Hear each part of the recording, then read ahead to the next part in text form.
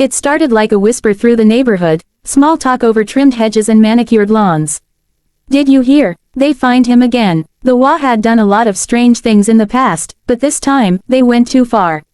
Marcus Hill had lived on the edge of the Willow Creek estates for almost 10 years, and in that time, he'd become the kind of neighbor everyone respected but few truly knew. Quiet, hard-working, and self-sufficient, Marcus had built a life on principles most people forgot: honor, patience, and respect for the land. What made him stand out wasn't just his background as a hydrologist or his calm demeanor.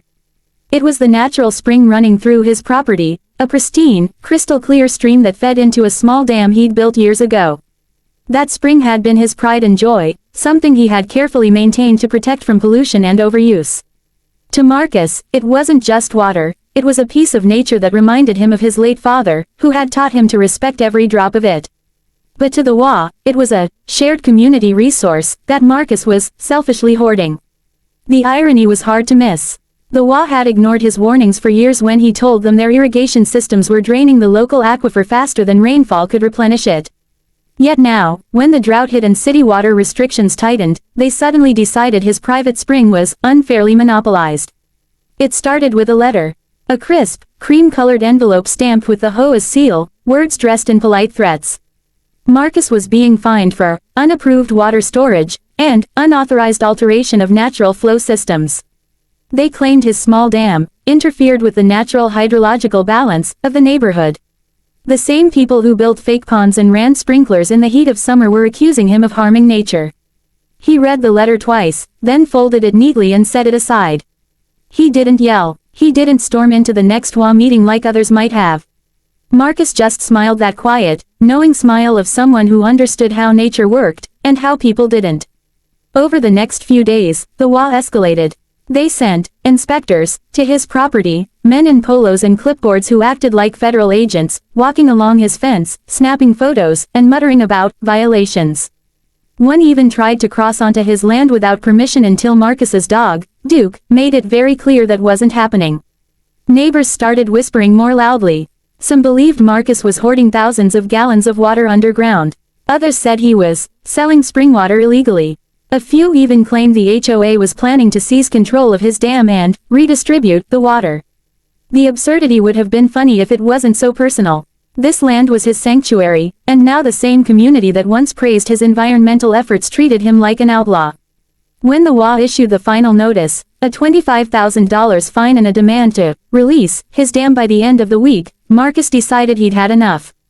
But he wasn't going to fight them with paperwork. He was going to let nature respond the only way it knew how, fairly. The next morning was calm. The mist hung over the hills like a thin veil. Marcus woke before dawn, as he always did, made a pot of coffee, and walked down to the edge of the spring. He could feel the cool air rising off the water. The birds were quiet, as if waiting. He stood there for a long while, thinking of his father's words, "Son, you don't own water. You just care for it. When others forget that, nature reminds them." By midday, the HOA's president, a sharp-tongued woman named Deborah Leland, had gathered a small team at the edge of Marcus's property. They came with cameras, ready to document their victory, expecting Marcus to comply or argue. Instead, they found him standing calmly beside the dam gate, wearing work gloves and a faint smile.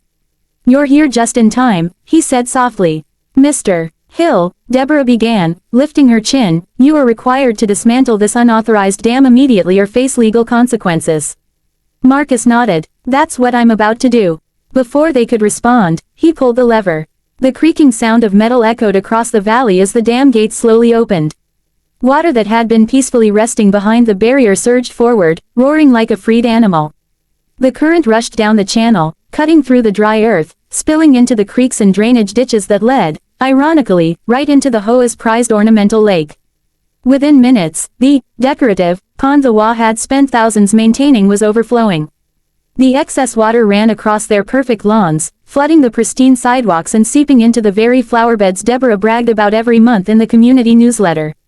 The inspectors panicked, shouting orders, filming, and demanding Marcus close it immediately, but he just watched quietly. Nature was reclaiming its balance. "This isn't destruction," he said evenly. "It's restoration. You called it hoarding. I call it sharing." By evening, the chaos had settled. The lake's filters were clogged, several lawns were submerged, and the HOA's irrigation pumps shorted out. But the spring on Marcus's land, it flowed cleaner and freer than ever.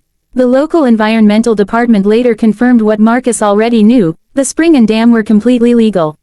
In fact, his water management system had prevented soil erosion and helped restore groundwater levels. The HOA, on the other hand, had violated multiple environmental regulations by diverting natural runoff into artificial ponds without permits. When the news spread, the same neighbors who once whispered behind his back started stopping by to apologize, or at least to see the man who dropped the dam. Marcus never gloated. He didn't need to. Nature had done the talking for him. The HOA quietly withdrew their fine, but they never recovered their reputation. A few months later, Deborah resigned, citing community tension and mental exhaustion. The following spring, the water ran clearer than anyone remembered. Wildflowers bloomed along the banks, fish returned to the stream, and kids came to skip stones on warm afternoons. Marcus would sit on his porch in the evenings, watching the sunlight dance on the water, Duke resting by his feet. He didn't say much, but he didn't have to. Sometimes justice doesn't come from courts or committees, it comes from the steady hand of the earth itself, reminding everyone that you can fine a man for hoarding water, but you can't stop nature from flowing where it belongs.